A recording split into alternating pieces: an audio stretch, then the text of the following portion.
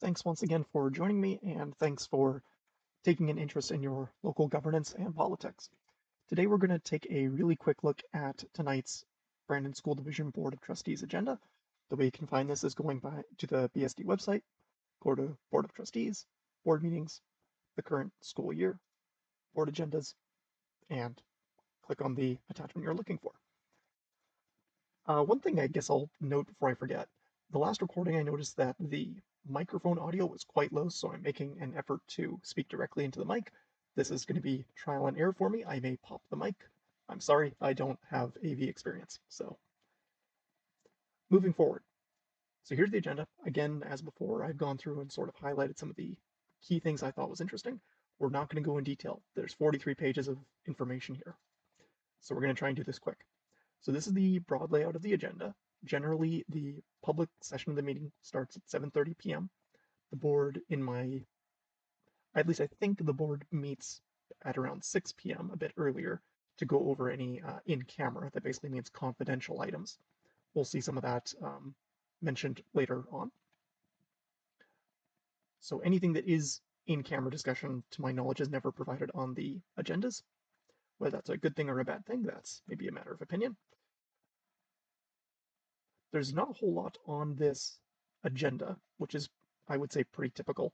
There's a couple presentations which look relatively uncontroversial. Then we have the report of senior administration, which has the bulk of the information relevant to this agenda. Then we have some committee minutes, no delegations or petitions, and pretty much everything else is boilerplate. I did highlight it here, so I'll point out there are budget dates coming up for the Brandon School Division.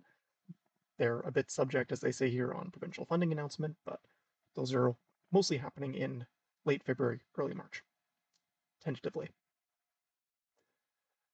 Going forward, so just the layout of these agendas, because they're not clear. If you open up the virtual table of contents, you can sort of jump around to the different items. So immediately after the agenda is the previous meeting's minutes, which I have not gone through and is not worth our time. Then there's a couple attachments. So there's this letter, which is mentioned earlier in the agenda, I think under presentations. Then we have the report of senior administration, which we'll get to in a minute. And then you have the committee minutes, one after the other. So first here we have education and community, finance and facilities, and then personnel and policy. Then finally some uncontroversial e-bulletin news. So we're going to jump back to the report of senior admin. So this is the standard layout. Administrative information, they go over some good news. Suspensions table is always included, at least for the agendas that I've seen for a normal meeting. I've never gone through and looked at those. You are, of course, more than welcome.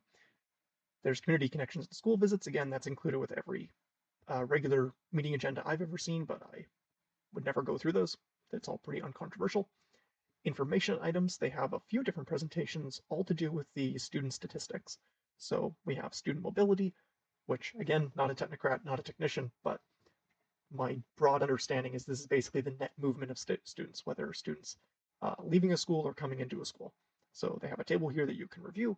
I think this is kind of the main thing you'd be interested in. So for the 2025-26 school year thus far, we have 122 new students came in September.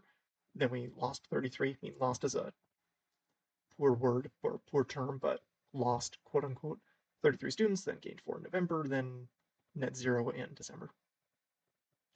And again, there's a ton of detail here that you are, of course, welcome to go into. There's a couple administrative procedures, which I'm going to, or is there just one? Yeah, I think there's just one, so we're going to skip over that. Then there's more presentations to do with the student population. So we have enrollment so far, we have student presence engagement, we have early years and middle years assessment data. And then this is something that I believe is part of the in-camera confidential, so there's nothing for us to see there. Administrative procedure, I'm going to skip over. So this would be Appendix A, as referenced under the table of contents, all within number 4. Then we have Appendix B, which is the enrollment change. I'm a little confused by this when I first looked at this because we have September 2025, great, and then October 1st, 2026, which hasn't happened yet. So is this a projection? I don't know. Or are these dates in error where one should be 2024 and the other should be 2025? Because if both these were 2025, then it's basically jump over the stat day, straight to the next day, how did we gain 73 or 77 students in one day? It doesn't compute, so there might be a typo there. And of course, lots of data in here, so you can see the enrollment history of the BSD over time. I think that's really all for Appendix B. It's pretty light. Appendix C is the early years and middle years assessment data, which I could have sworn the Board of Trustees received similar data recently.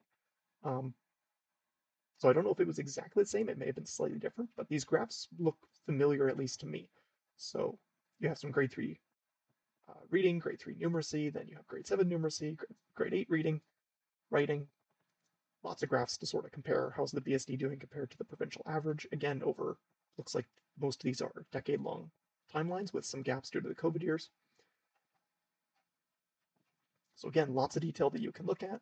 They have another data breakdown by Indigenous populations. So those are also included, not to try and skim over that and um, avoid talking about it. It's an important discussion, but it is not something for the purposes of this recording I want to go into a whole lot of detail on. This is to whet your appetite to go find more and read more. So lots for you to look at there. Again, sort of the same thing. So I think they basically just do the Indigenous as a subsection in this presentation. Grade 3 reading, grade 3 numeracy, grade 7, grade 8, so on and so forth. And then they have the summary there, which I'll allow you a second to pause and read. And I think that concludes Appendix C. Yes. So then we get into the committee minutes, which I alluded to briefly before. I think these are all what come out of the in-camera or the private sessions of the BSD Board of Trustee meetings before the public session, because the last board meeting was December 8th. And this is a pattern I've observed, is that the committee minutes always come the following regular meeting, and they're always for the previous meeting's date. So in this case, all of these committee minutes are for the same date and time, December 8th at 6 p.m. in the boardroom. So it kind of makes sense that they're probably just meeting in camera beforehand and going over their in camera or subcommittee items, which it's kind of a little weird, in my opinion, to have an in camera session to receive a lot of uncontroversial, just information items in private in camera session, and then to just publish the minutes after the fact anyways. Why couldn't that meeting just be public? But droning on about something not too relevant here, but to get you thinking. So we have committee items. A few things I want to point out. We have something on a lunch program update there.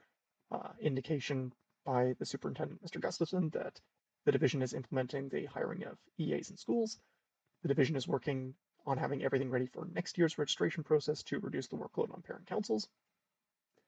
Again, lots of detail in all these committee minutes, so I've tried to highlight the things that, in my opinion, may have broader interest, but I probably missed some things. You should go look at these. Like, example, there's tons of here, like, spoke to correspondence received from the Minister of Education. Correspondence received, correspondence received, correspondence received. So these are things that there's so little detail. It's just describing what the correspondence was, but not the details. So that brings to Finance and Facilities Committee minutes. And we have here a promissory note received from the province for the new K-8 site land purchase in Southwest Brandon. And this was actually handled at the December 8th meeting, as this was a late motion. So my understanding is the way this probably works in those closed sessions or closed portions of the meeting is the BSD Board of Trustees receives information from the administration, and this is a motion that they just have to pass in order to receive this funding amount from the province. That's how I'm understanding it. I could be missing tons of detail there.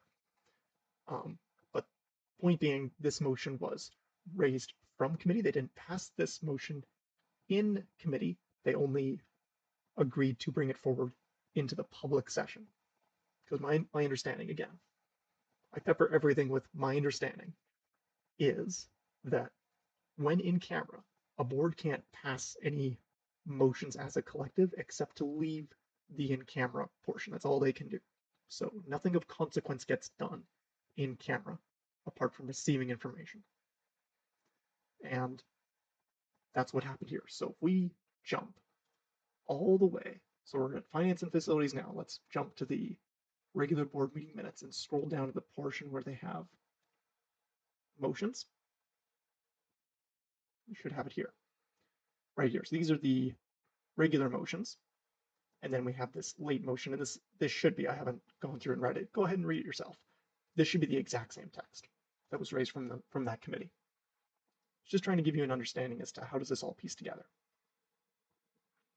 Then we have some operations information kind of to do with budget, where we have Parent Schools Instrumental Music Association is requesting 2.5% increase for the next school year for their costs.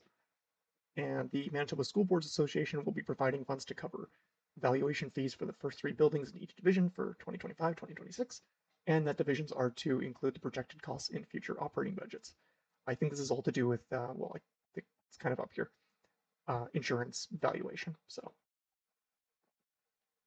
all the details there, kind of also a bit vague, a bit left to the imagination, but it's enough detail to sort of get the gist of what they're talking about there. In personnel and policy, it's pretty much all confidential, so there is pretty much nothing given to the public to review.